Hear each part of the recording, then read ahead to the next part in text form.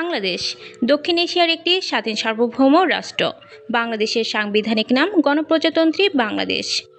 ভৌগোলিকভাবে বাংলাদেশের পশ্চিমে ভারতের পশ্চিমবঙ্গ, উত্তরে পশ্চিমবঙ্গ, আসাম ও মেঘালয়, পূর্ব সীমান্তে আসাম, ত্রিপুরা ও মিজোরাম, দক্ষিণ পূর্ব সীমান্তে মিয়ানমারের চীন ও রাখাইন রাজ্য এবং দক্ষিণ উপকূলে বঙ্গোপসাগর অবস্থিত।